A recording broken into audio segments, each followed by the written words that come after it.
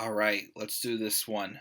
Guys, what is going on? This is the Club of the Man 1993 coming at you as we venture into the next video in my retro recap and review series of all 30 Royal Rumble matches that take place so far in the WWE history.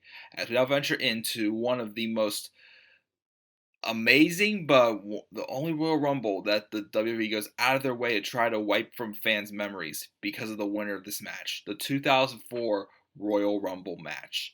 This match was unbelievable, but unfortunately, though, the story of the winner is what hurts a lot of WWE fans, especially the fact that the WWE goes out of their way to not remind us about this Royal Rumble match because of the winner and what happened to him years down the line. Well, 3 years later, when he died after he took place in a double murder suicide, murdering his family and himself as well. And of course, you'll know that's Chris Benoit. But I've talked about Chris Benoit before in my previous when I did the Wrestlemania 20 retro review. For Wrestlemania 20, as I said, I wasn't watching the WWE back at the time when the Chris Benoit era was around.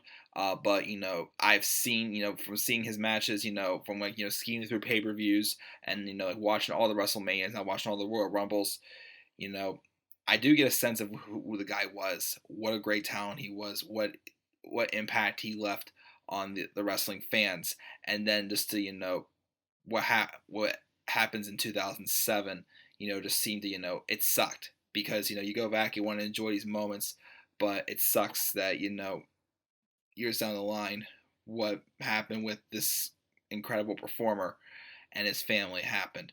It's tough to watch. It's tough to discuss. I mean, I'm probably not as impacted as guys like Daniel Garza or Deluxe Man or Robbie One Kenobi or Gene from BSP Wrestling and any of my other wrestling fans who got to experience the 2004 World Rumble and the career of Chris Benoit. Just knowing what he could have been, what he already was whenever the double murder suicide happened in 2007. But that's all I'm going to say about that event of Chris Benoit. Let's talk about this Royal Rumble match itself. Besides, the Chris Benoit story was what made this Rumble great. We also had a couple other storylines being involved as well. We had Randy Orton also in the Royal Rumble match for the first time. He was in the WWE in 2003, but he was in the Royal Rumble match but this is the year Randy fully broke through.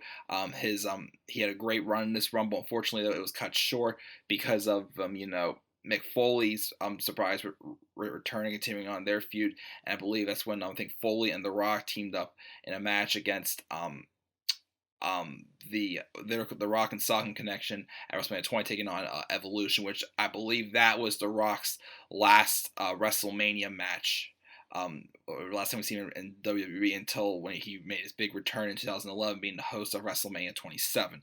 So once again, some other stars we added to there are heading out the door this time, but we still had some good ones still coming in and Uprising as well. And Randy Orton again was one of them. We talked about Chris Benoit before; he was the big story of the night. This was also the night we had to set up for the Brock Lesnar and Goldberg match at WrestleMania 20, which, as we all know, was terrible.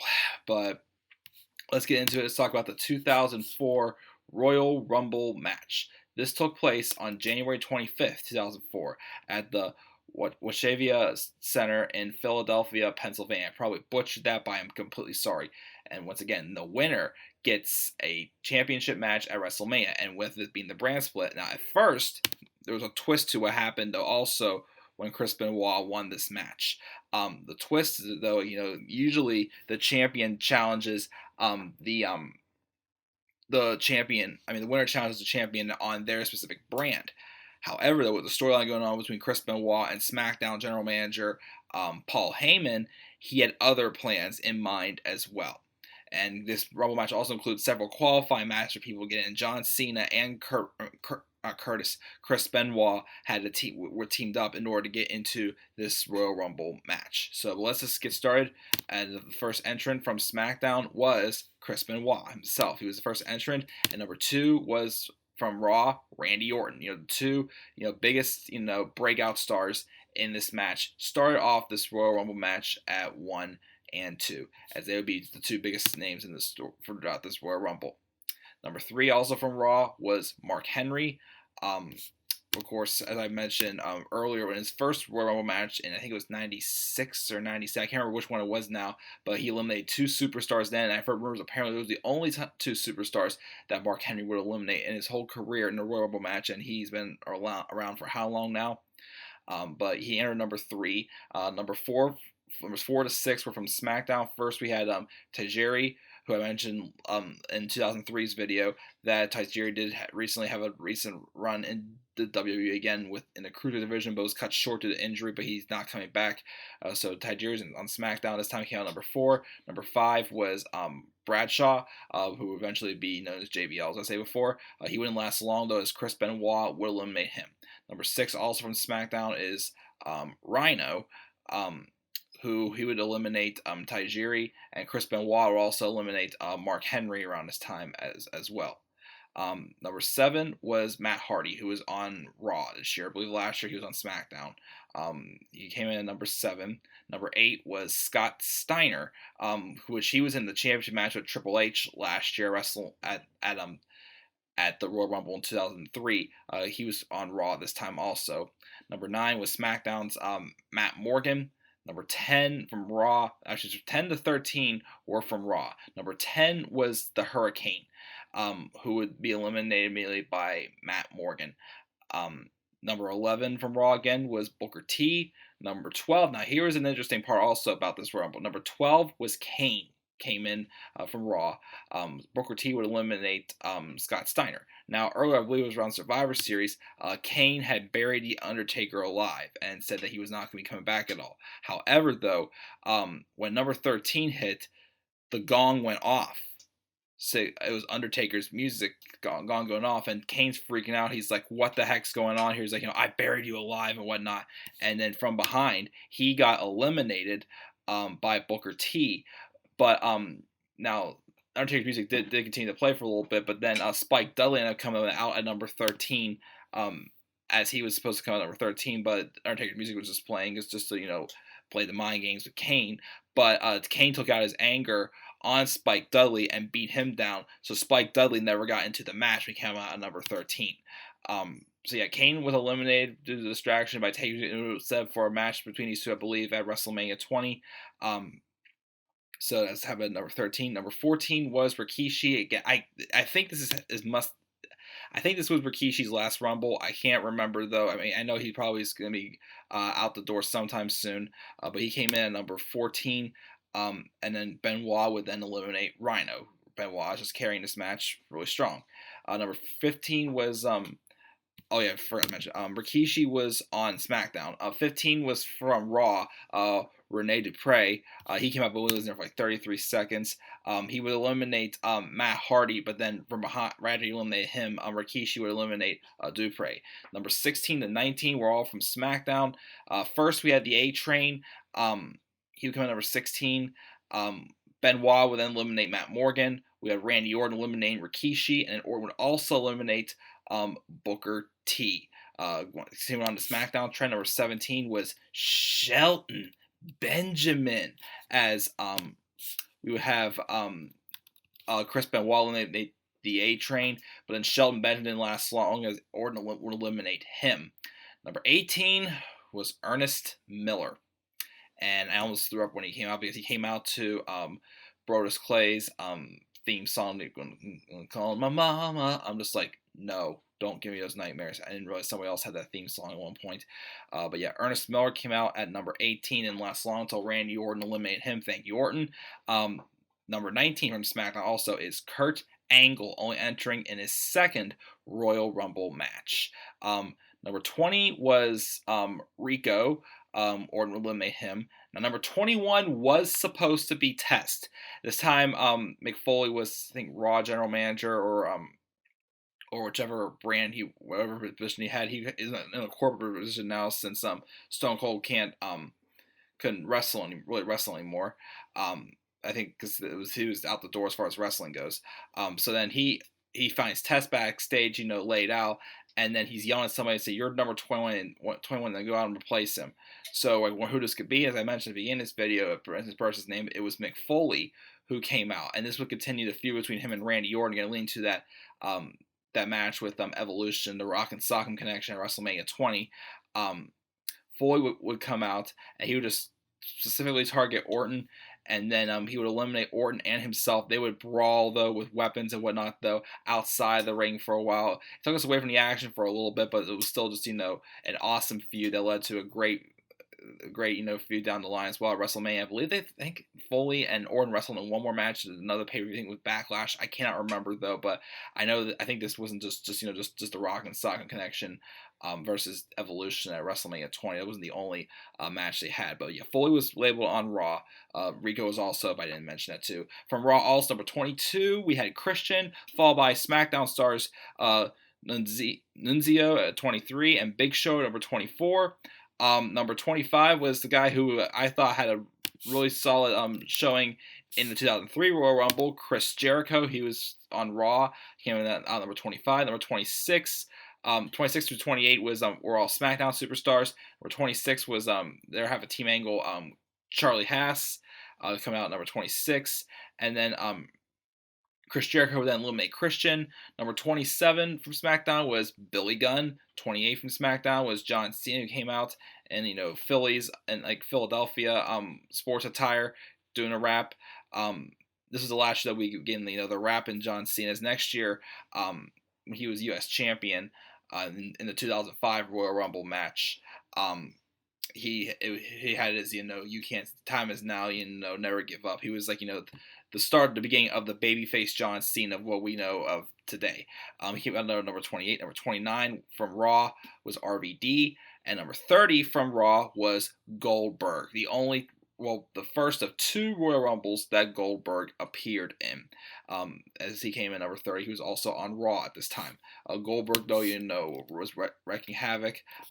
He eliminated Charlie Haas. He would also eliminate Billy Gunn, and then Nunzio. But then Brock Lesnar would come out and distract him, as they had some heat going on between them, as I said, and this set up for their match at WrestleMania 20, which again was disappointing, as both of them were going to be leaving the WWE anyways, because Goldberg wasn't happy with how he was being booked in the WWE, and then Brock Lesnar was going to the NFL or whatever. I always get mixed up with NFL, UFC. Well, he did both in the end, briefly I believe, but the distraction of Goldberg would then be eliminated by Kurt Angle, and then Big Show would then eliminate John Cena, which I think that's what set up of their United States Championship match at WrestleMania 20 between Cena and Big Show, and then Big Show would also eliminate RVD. So the final four was Chris Benoit, Kurt Angle, Chris Jericho, and the Big Show, who had all, Angle was in number 19, Jericho came in at 25, and Big Show at 24. Benoit has been there for the entire match at this point. But again, good psychology played in there, just, building up, the underdog and Chris Benoit.